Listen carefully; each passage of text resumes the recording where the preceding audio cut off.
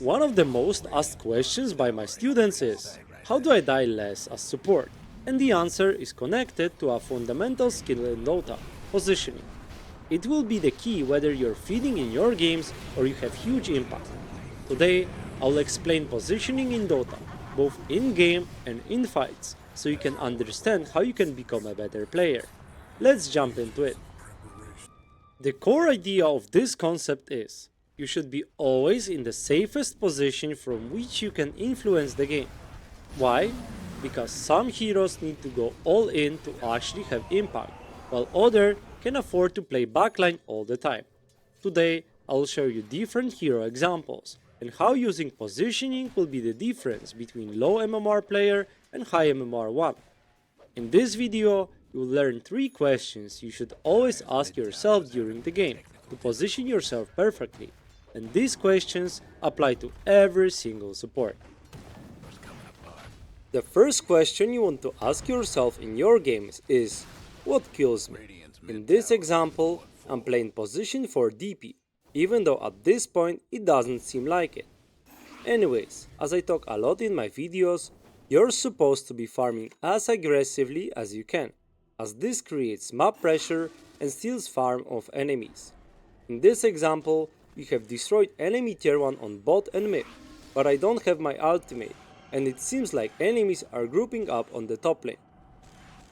As support, especially greedy one like DP, I want to get a lot of farm, but my cores get priority, and that's why I'm playing aggressively here. The only thing that kills me right now is either OD using prison on me, which I will never allow as I have daytime vision, and Mars Arena, that he wants to use on the top lane.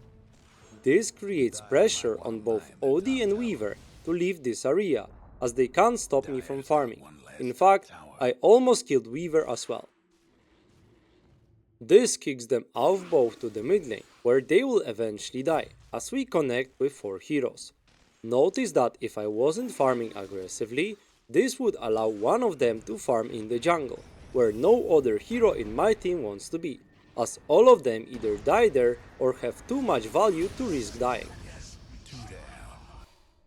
But notice this, as I continue farming in the same place, once OD comes close to me, I will respect him and kite back. I'm not afraid of the OD alone, but I know that with +1 enemies can kill me. On the other hand, he shows respect as well, knowing that I'm around here, he's not able to farm this area of the map. This is both me creating pressure on the map, as I can even force TPs that way, while still respecting their ability to kill me. And how does this question apply to teamfights?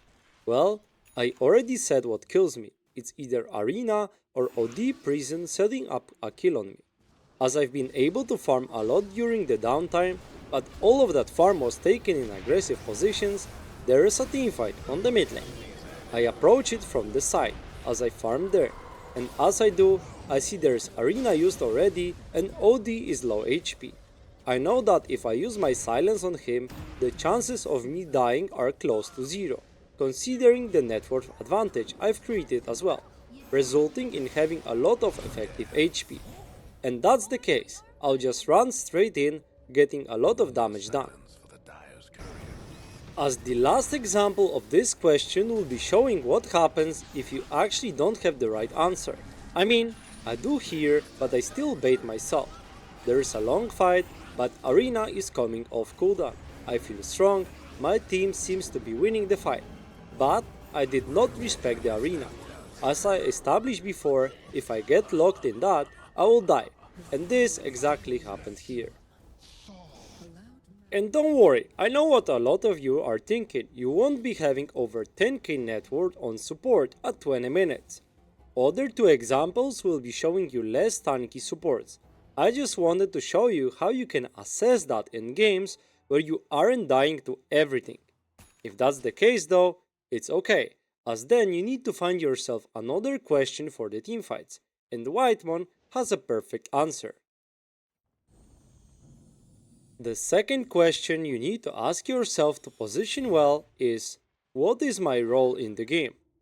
Well, for this I have amazing Whitemon Bane performance. When you look at the lineups, His role is very clear. He's there to deal with Puck. As long as Puck is not showing, his role is to stay back, kite, use other spells, and wait for the right moment. Here, you can see how he's playing the fight, not really committing, only saving his center.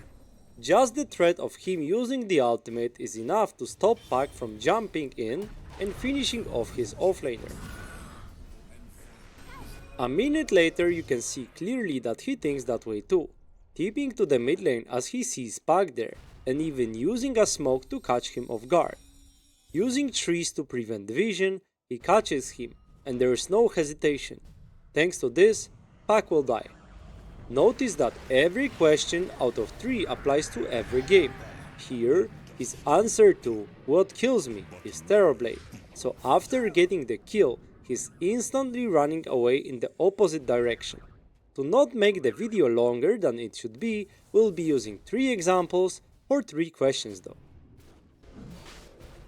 And yet another example of this. His team is doing Roshan, yet Puck shows up on the top lane. If Bane is positioned safely behind his team, he wouldn't be able to catch Puck again. Here, he does. Team joins in and they are able to kill him again. His role is to destroy Puck's game, and his positioning reflects exactly that. Just a reminder that I also offer private coaching sessions. If you would like to have one with me, join our Discord to talk about details. And the third question is, what can I do after I cast my spells? And this I feel like a lot of people struggle with. And I know that feeling. You feel like you can have impact in the fight, so you stay in there instead of kiting back. More often than not, it's not the correct play. As support, you rarely get to stay in the middle of the fight and just auto-attack. Most of the heroes take the GPM talent as well, making their right click pretty much useless. Here, you can see how I found the Nyx, used the Frostbite, but instead of revealing my position further, as I have no idea how many heroes are there, I'll just cast my ultimate from distance. If I do that, I won't get caught by upcoming enemies, and that allows me to survive the gank, get one kill, then follow up with the other. Notice as Nyx dies and I know for a fact enemies are not coming, I'll eventually commit my right clicks as well, and there is no risk of me dying. Crystal Maiden is actually a perfect example for this concept. You have amazingly strong spells, but she's very easily killed as well. Another example, I will be initiating on Void, but instead of hitting him or basically being in range of enemies killing me, I'll instantly kite back, as I've used my spells and it's not up to me anymore if we kill him or not. Instead, I'll be ready for any potential engages by enemies. And here, example where all 3 questions are applied and the gameplay reflects that. My job in this game at this point is to control the teamfights. Here, you can see me playing the fight in the backline all the time, kiting enemies and using Frostbite so many times. By not committing, I make sure to not die to Chrono or enemy burst. CM is a great example of a hero that will die to pretty much everything.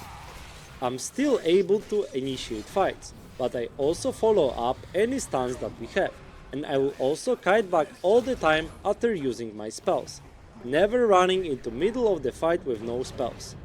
Thanks to that, we will get a full team wipe, even though many times enemies were able to kill us.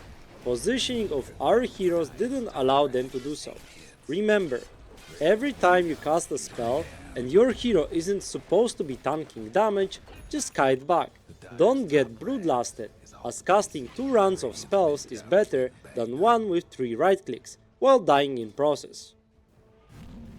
This concept is easy to understand, but applying it is way harder, as we all know how it goes. You start the game and then you get baited by your teammates, or you don't focus enough. The thing is, if you always keep 3 questions in your mind, positioning will become so much easier. Remember, what kills me, what is my role in this game, and what can I do after casting my spells. 3-step process that will help you die less, and that means win more. If you like educational Dota 2 content, subscribe to the channel. Check out my other videos like that Positioning 5 guide, and remember to leave a comment as this helps me a lot. Special thanks to all the supporters on YouTube. Without you, this channel wouldn't exist. See you!